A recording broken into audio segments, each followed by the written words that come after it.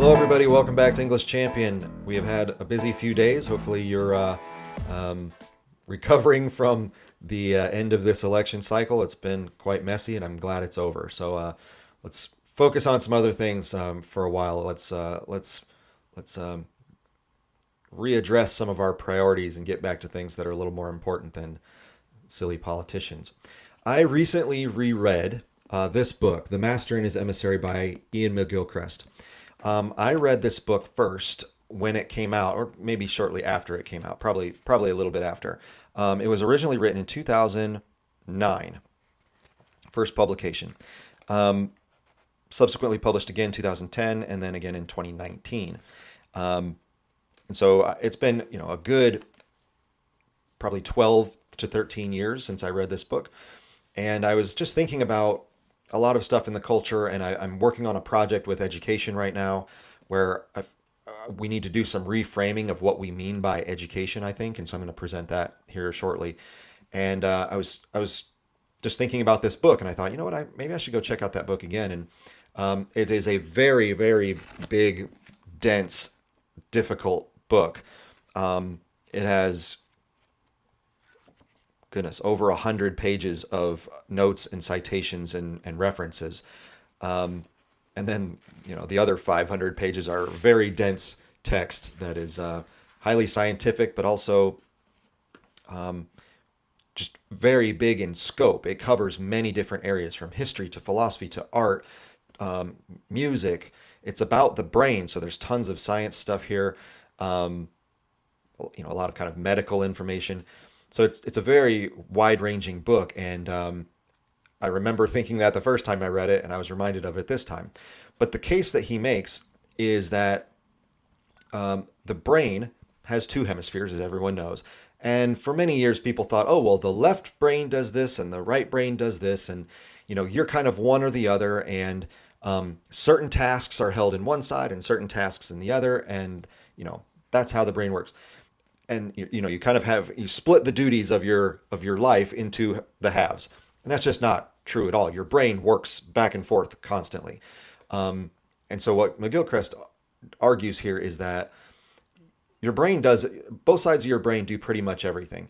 Yes, there are some centers that are localized, but your brain, each side works back and forth with every single thing you do, and the differences lie in how each side basically interprets the world.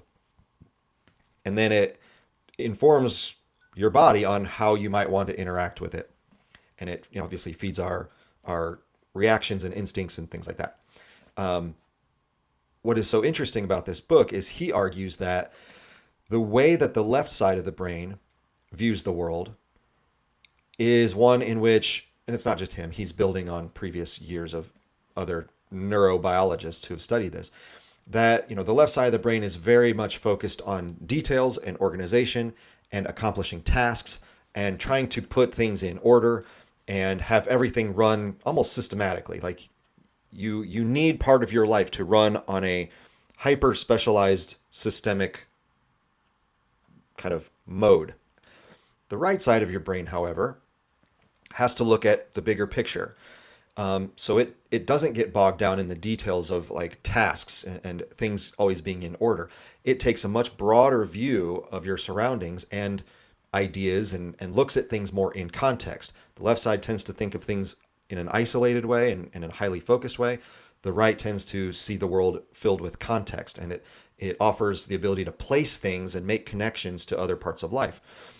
And so that's for a very good reason, because we need both of them. And so the example that he gives here, and he's given in interviews and elsewhere, is, it's like a bird who has to, find seeds on the ground to eat, but also has to pick through the other pieces of dirt and rocks and stuff like that. So the bird has to be very hyper focused on what it's pecking at so that it ends up picking up food and not dirt and rocks and things like that. So it has to be hyper focused and detail oriented. However, if it's so focused on that it doesn't pay attention to the world around it, some other animal is going to come in and snatch it. A bigger bird or some cat or something like that is going to kind of come eat it. So it has to simultaneously be focused on acquiring food in a very systematic, detailed, processed way, while also paying attention to the context it's in its environment, so that it can adjust if something happens from the outside. So it makes perfect sense why you need the left brain and you need the right side of the brain, and they constantly have to work together so that you go through the world. Your brain is constantly looking for ways to be hyper focused and systematized, and also look at the world in a broader context. And so you have to have both. The thing that he takes from the brain studies and then applies to the bigger culture is the concept that not only do our brains function that way, but it seems like societies and civilizations function that way as well. And he argues that we seem to be, for a while now, in a period of time where we are living basically how the left brain does, with the worldview of the left hemisphere. And so, what industrialization has done and modernization has done is it basically has made everything into an individualized, categorized system. And so, everything in our life, supposedly, he argues, is this way of interacting with the world. It's a way of seeing the world and then interacting with it, where everything is narrow and specific and sort of taken out of context. It's just a task to be accomplished, and we just move from thing to thing, just like factories have machines that just do the one job. The machine like puts on a piece and then it goes down the conveyor belt. Another machine puts on this other piece. It goes down the conveyor belt. It's just a world of repeatable tasks. And so he says that's kind of how we as human beings are viewing the world too. So as modernization started to shape our culture, because, well, why would it do that? Because it's really successful. The way you make everyone wealthier and give everyone access to the things they need is you just repeat things, right? You create machinery, you create a factory model of the world where once you build it, it just sort of runs on its own and just keeps making the same stuff over and over. And when you can reproduce things, well, that's how you have enough for everybody. And that's why industrialization was so great for the world. It made everyone who embraced it anyway way wealthier and way more advanced. The problem with that, though, is that if that becomes so almost ubiquitous that overtakes even our worldview, that we shaped industry, but then industry starts shaping us back. Culture and biology are constantly interacting. It's not just that humans make stuff and that becomes culture. It's that our environment shapes us, which then we shape our environment to make stuff to get by and to prosper and survive. And then the things we make reshape us back, and then we make stuff and it shapes the culture, and it's constantly back and forth. And so the industrialization, modernization, the systematizing of life not only ended up in the outside world, but it also became the way we view the world. Like everything we do becomes a form of just implement a system, just do a task, and then go to the next thing. There's very little of this embodied experiential nature of the world where we explore and we see things in context and we take in a variety of information and then try to piece it together and make sense of it. Everything is done in isolation, just like a factory. And I'm very much summarizing in a very simplistic way. The book is much more deep than that, but that's sort of the main idea. And so he says these two things that go on in the brain are both equally important. They do slightly different things. Well, they don't do different things. They both end up doing the same thing, but they do it in different ways. That's the way it works. They both want to reach the brain has to function so that you survive, right? The goal for the brain is keep this body alive, keep the heart pumping, keep food in the stomach, keep air in the lungs. It's keep this person alive. The way it does that, though, is in those two different ways. Part of you goes, we need to systematize. We need to accomplish some tasks. We need to go find patterns and repeat those patterns because those patterns seem to work. So let's do that all the time. And the other side of your brain says, wait a second, let's make sure we pay attention to the outside world too, because there might be some unique things that pop up. And if all we're focused on is the systems and the patterns, we might miss something. So we need to pay attention to some bigger things. And, there's more to learn than just our little pattern of doing things. So we need both. And both aspects of the brain help to keep us alive. So they both are valuable. And the left and the right work back and forth every second of every day. It's just how they want to survive in the world are slightly different. And so then, the combination of the two is then how you actually live. As I said, though, and what McGilchrist says is the rest of the culture then gets shaped by what our brains are doing and how we see the world, literally what our worldview is. So then we create these institutions, we create the systems, and then we live by those, which reinforce how the left side wants to work anyway, and that's just keeps getting repeated. And he says that's really not good. We really need more of the right hemisphere view of the world because we're missing a lot. There are a lot of problems if all you do is look at the world as a series of individual, isolated instances that just are tasks to be interpreted and completed. There are massive problems that occur with that, and that's what he spends about 500 or 600 pages talking about. In my own world, I have definitely seen this, and this is why I've reread this book, and I have all these pages dog-eared to keep going back to for my own research, is because, for example, in the world of economics, we kind of view the finance industry as, well, it's just numbers. It's just patterns. And so if we just manipulate the currency this way and we provide government policies in this direction, that'll lead to jobs, which will lead to income, which will lead to wealth and a growing middle class or a growing wealthier class or whatever. Like, we just think that the economy is just math equations we plug in and people will automatically act that way. And if you study the Austrian school of economics, as I do and as I write about, that's the exact opposite. The Austrian school says, you can't trust all those numbers. That's not how people actually are.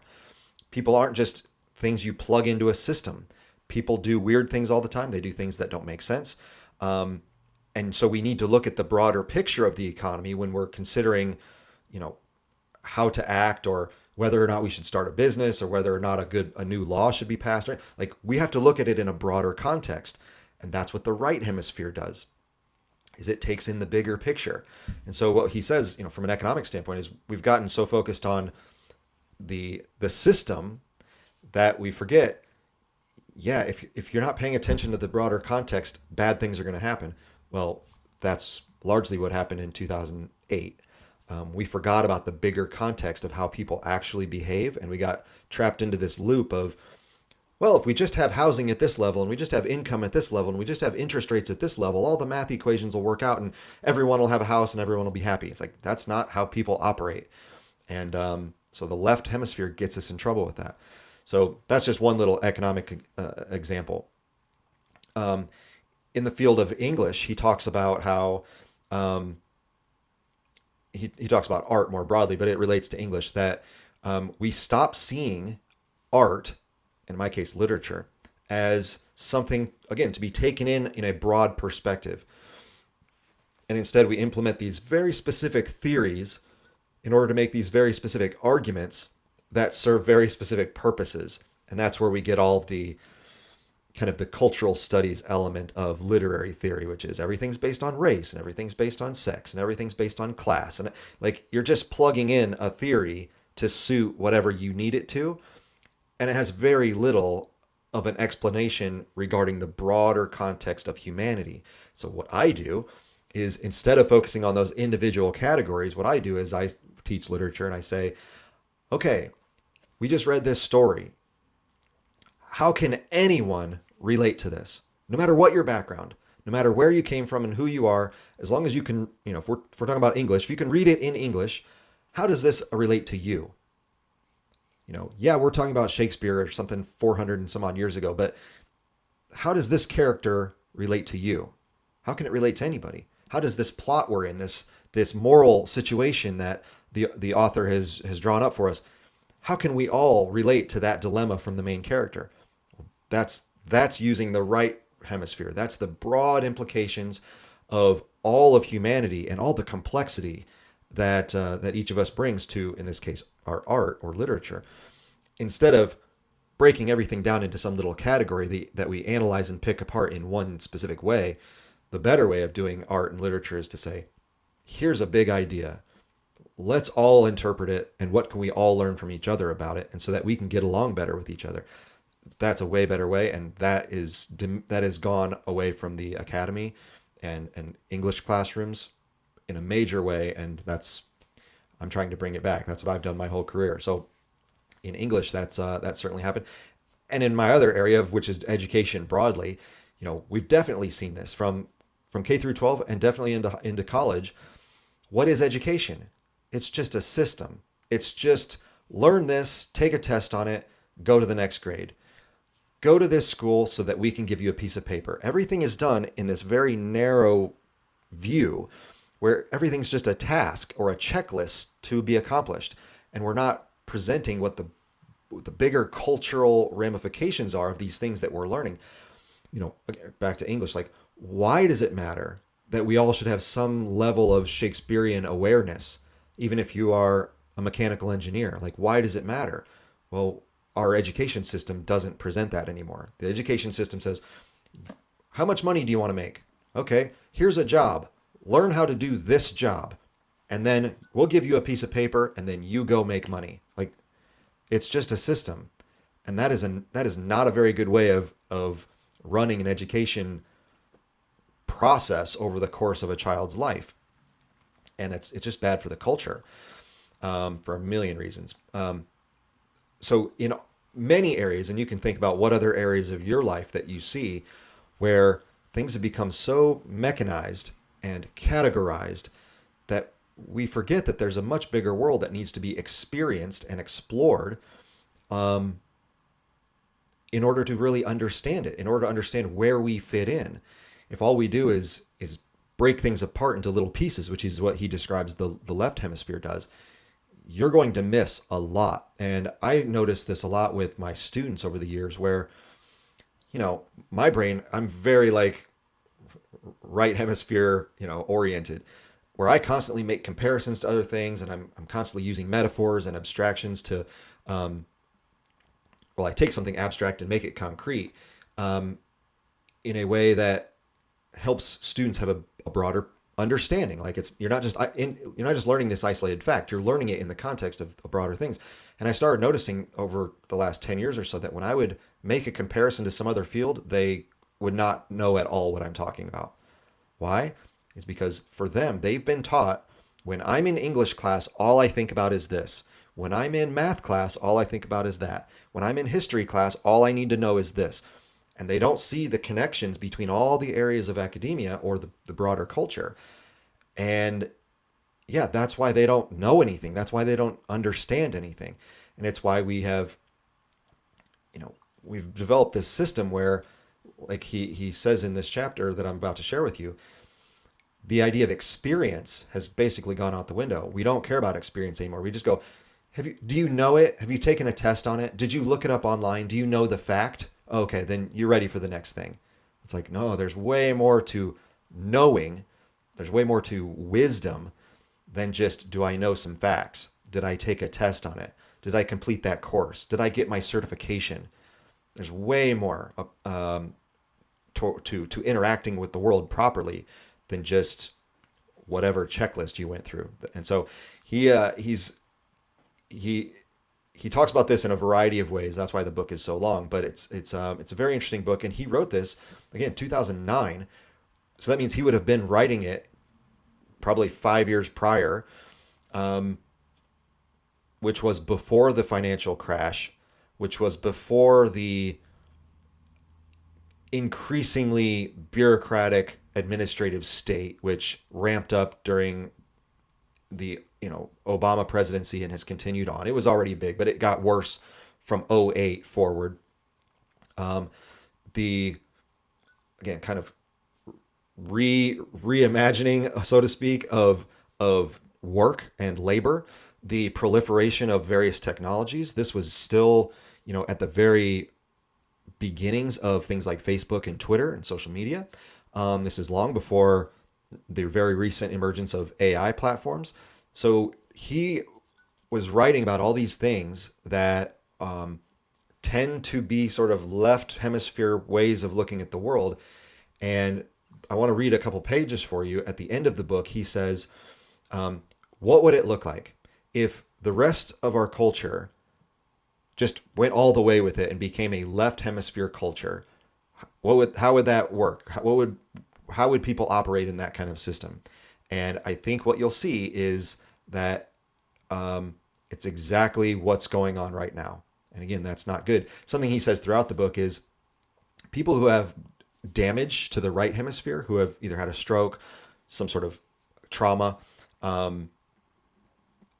people who have other sort of degenerative or disease that are causing problems in the brain. It's almost as if we're becoming slightly schizophrenic. He says when people have problems, especially related to schizophrenia, here's how they act. That's how many people are now acting in the real world. They don't even have the brain trauma, and they act as if they did. Same thing. People who've gone through strokes, when they've done studies, they find that when you have a stroke on the right side, your left side has to overcompensate, and so you start acting in this other way, this hyper, again, systematic, categorized, narrowly focused way of looking at the world. And that's exactly what's happening now. So it's as if we've had right brain damage. And he equates it to schizophrenia. In recent years, in my classrooms, I noticed, especially as I started researching the influence of technology on young people, I actually think there's a correlation between not just schizophrenia, but almost autism, where when you're talking to young people now, again, they have trouble with context. They don't see the bigger picture. They're highly focused and distracted on very narrow things. They can kind of only focus on one thing at a time. They think they're great multitaskers. No, they're the worst. They can only do one task at a time. They actually prefer like rote activities. I'll never forget, a couple years ago, I was struggling to get my kids to understand something. I said, you tell me, how would you like to learn this? And they said, give us more worksheets. Like, I never thought I'd ever hear kids say that. And they were dead serious. They said, we would like to just do a task over and over and over again. So from kind of the communication problems to the focus problems to the inability to see things in a broader scope, I started noticing, I was like, oh, technology is making our kids have symptoms of autism, actually. Doesn't mean they have it. They're just acting as if they did. And so he says we're becoming more schizophrenic. I would argue, especially among young people, we're getting rather autistic. So there's all these brain problems that are happening because how we're interacting with the world. So I want to read a couple pages. At the end of the book, he again offers, what would the whole world look like if this is what we did and kept going down this path? How would that be? And so I want to share with you a couple pages. It's again, it's pretty dense text, so it'll take me a few minutes to get through it for you. But I want you to hear and consider again other areas that you might recognize or might start sounding familiar to you, where you're going, oh yeah, I have seen that. That is what's going on.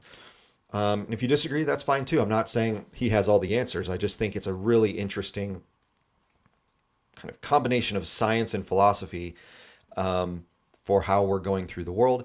And again, I'm going to use some of this when I talk about my potential solution for how we could maybe start fixing the education process for our young people. But this is a really good book, and there's actually a video of it as well.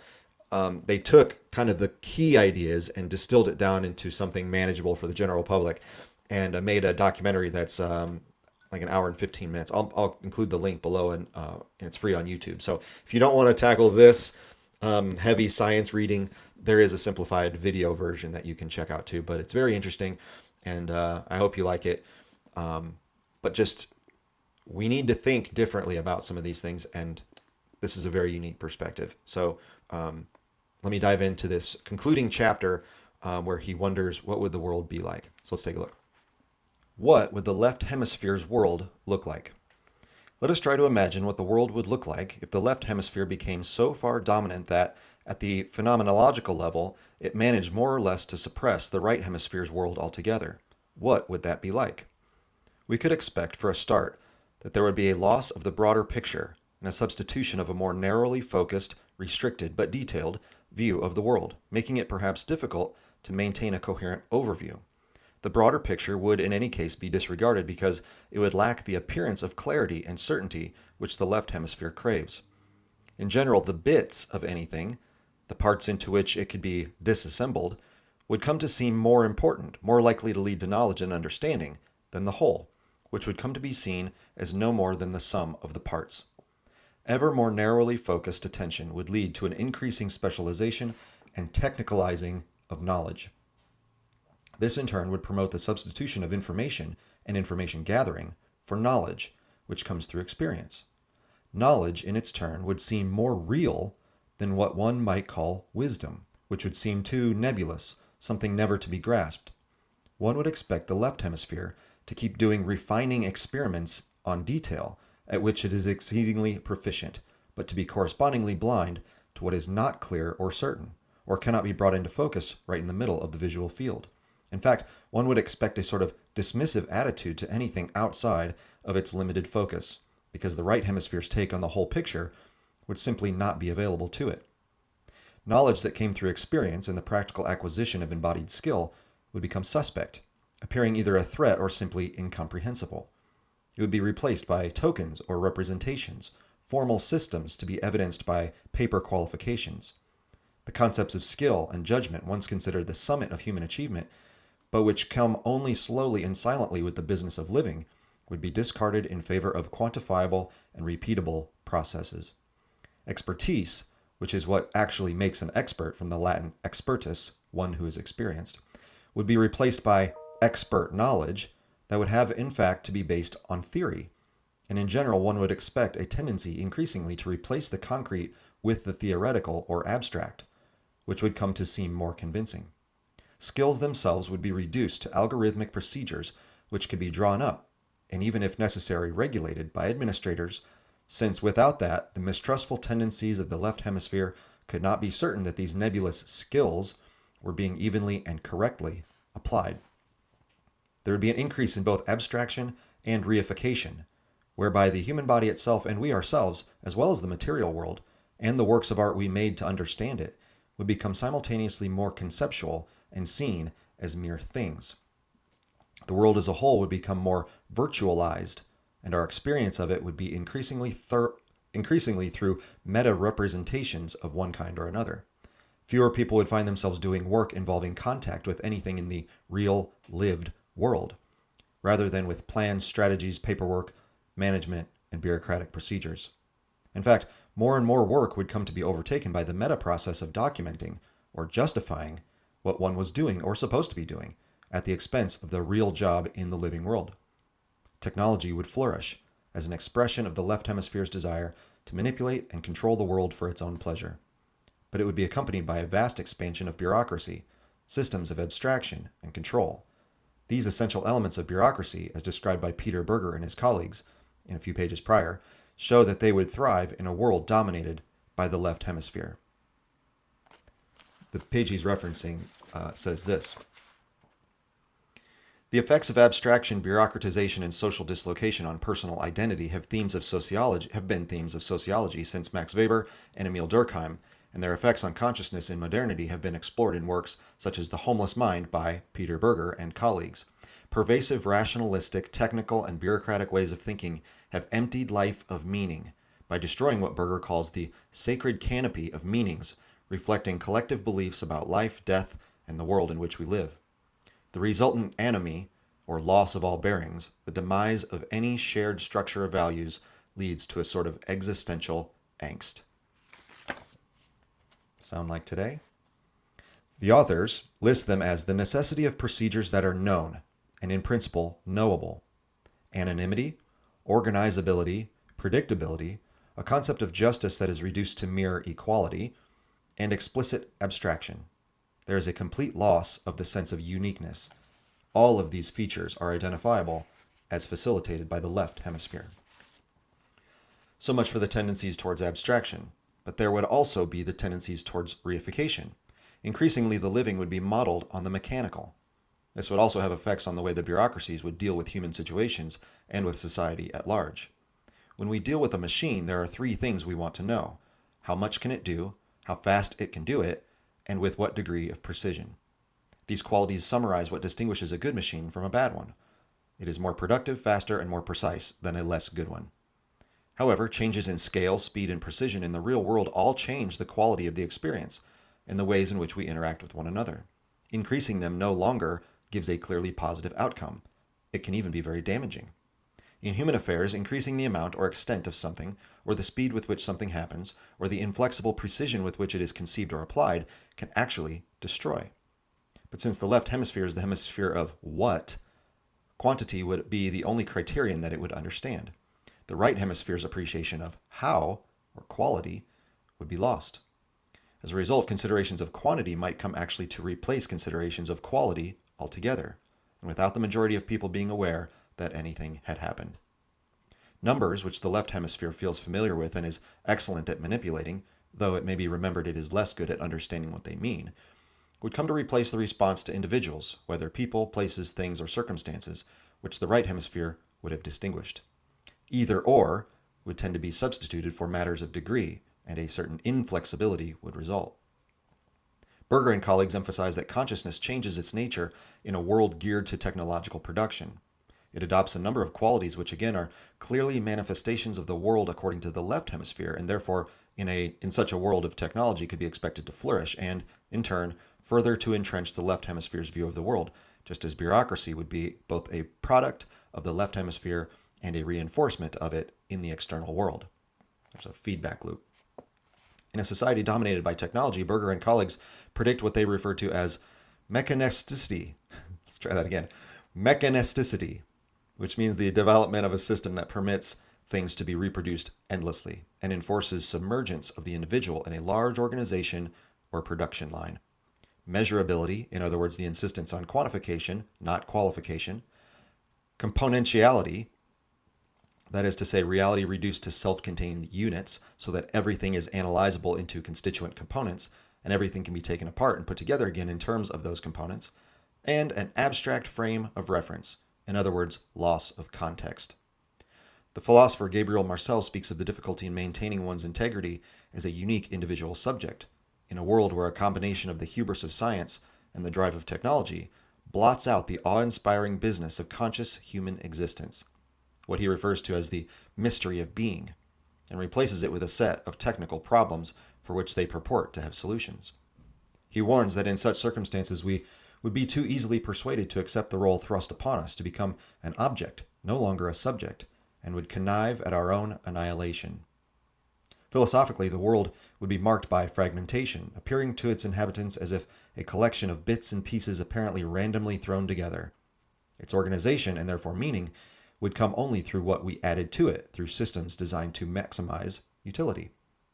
Because the mechanical would be the model by which everything, including ourselves and the natural world, would be understood, people in such a society would find it hard to understand the higher values in a hierarchy, except in terms of ultimate utility. And there would be a derogation of such higher values and a cynicism about their status. Morality would come to be judged at best on the basis of utilitarian calculation, and worst, on the basis of enlightened self-interest. The left hemisphere prefers the impersonal to the personal, and that tendency would, in any case, be instantiated in the fabric of a technologically driven and bureaucratically administered society. The impersonal would come to replace the personal. There would be a focus on material things at the expense of the living, social cohesion and the bonds between person and person, and just as importantly between person and place, the context in which each person belongs, would be neglected, perhaps actively disrupted, and both inconvenient and incomprehensible to the left hemisphere acting on its own. There would be a depersonalization of the relationships between members of a society, and in society's relationship with its members. Exploitation rather than cooperation would be, explicitly or not, the default relationship between human individuals and between humanity and the rest of the world. Resentment would lead to an emphasis on uniformity and equality, not just as one desirable to be balanced with others, but as the ultimate desirable, transcending all others. As a result, individualities would be ironed out, and identification would be by categories, socioeconomic groups, races, sexes, and so on, which would also feel themselves to be implicitly or explicitly in competition with, resentful of, one another. Paranoia and lack of trust would come to be the pervading stance within society, both between individuals and between such groups, and would be the stance of government toward its people. Such a government would seek total control. It is an essential feature of the left hemisphere's take on the world that it can grasp it and control it.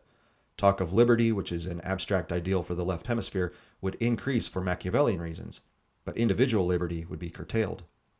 Panoptical control would become an end in itself, and constant CCTV monitoring, interception of private information and communication would become the norm. Measures such as a DNA database would be introduced apparently in response to exceptional threats and exceptional circumstances, against which they would in reality be ineffective, their aim being to increase the power of the state and diminish the status of the individual. The concept of the individual depends on uniqueness, but according to the left hemisphere's take on reality, individuals are simply interchangeable, equal parts of a mechanistic system, a system it needs to control in the interests of efficiency. Thus, it would be expected that the state would not only take greater power directly, but play down individual responsibility, and the sense of individual responsibility would accordingly decline. Family relationships or skilled roles within society, such as those of priests, teachers, and doctors, would transcend what can be quantified or regulated, and in fact depend on a degree of altruism, which would become the object of suspicion. The left hemisphere misunderstands the nature of such relationships as it misunderstands altruism as a version of self-interest and sees them as a threat to its power. We might even expect there to be attempts to damage the trust on which such relationships rely and, if possible, to discredit them. In any case, strenuous efforts would be made to bring families and professions under bureaucratic control, a move that would be made possible, presumably, only by furthering fear and mistrust. In such a society, people of all kinds would attach an unusual importance to being in control. Accidents and illnesses, since they are beyond our control, would therefore be particularly threatening and would, where possible, be blamed on others, since they would look like a threat to one's capacity to control one's life. The left hemisphere, as will be remembered, is in any case not quick to take responsibility and sees itself as the passive victim of whatever it is not conscious of having willed. In the Renaissance, as in the 19th century, when the right hemisphere was in the ascendant, death was omnipresent in life, and literature was openly spoken of and was seen as part of the fabric of life itself, in recognition of which alone life could have meaning. According to the left hemisphere view, death is the ultimate challenge to its sense of control, and on the contrary robs life of meaning. It would therefore have to become a taboo, while at the same time sex, the power of which the right hemisphere realizes is based on the implicit, would become explicit and omnipresent. There would be a preoccupation, which might even reach to an obsession, with certainty and security, since the left hemisphere is highly intolerant of uncertainty, and death would become the ultimate unspeakable. Reasonableness would be replaced by rationality, and perhaps the very concept of reasonableness might become unintelligible. There would be a complete failure of common sense, since it is intuitive and relies on both hemispheres working together. Anger and aggressive behavior would become more evident in our social interactions, since of all emotional states, these are the most highly characteristic of the left hemisphere, and would no longer be counterbalanced by the empathic skills of the right hemisphere. One would expect a loss of insight, coupled with an unwillingness to take responsibility, and this would reinforce the left hemisphere's tendency to a perhaps dangerously unwarranted optimism. There would be a rise in intolerance and inflexibility, an unwillingness to change track or change one's mind. The sense of autonomy is complexly related to both hemispheres, but crucially dependent on contributions from the right hemisphere. An equivalent to what is called forced utilization behavior in individuals might be seen an increasing passivization and suggestibility. If it's there, you must use it and do it. There would be a lack of willpower in the sense of self-control and self-motivation, but not of will in the sense of acquisitive greed and desire to manipulate. In relation to culture, we would expect people to become increasingly passive. They would see themselves as exposing themselves before culture, like a photographic plate to light, or even think of themselves as being exposed to such things. Sound like social media? We could expect a rise in the determination to carry out procedures by rote, and perhaps an increasing efficiency at doing so, without this necessarily being accompanied by an understanding of what they mean. We would expect there to be a resentment of and a deliberate undercutting of the sense of awe or wonder, Weber's disenchanted world, Religion would seem to be mere fantasy. The right hemisphere is drawn forward by exemplars of the qualities it values, where the left hemisphere is driven forward by a desire for power and control. One would expect, therefore, that there would develop an intolerance of and a constant undercutting, ironizing, and deconstructing of such exemplars in both life and in art. Pathos, the characteristic mode of the right hemisphere, would become impossible, perhaps shameful. It would become hard to discern value or meaning in life at all. A sense of nausea and boredom before life would be likely to lead to a craving for novelty and stimulation.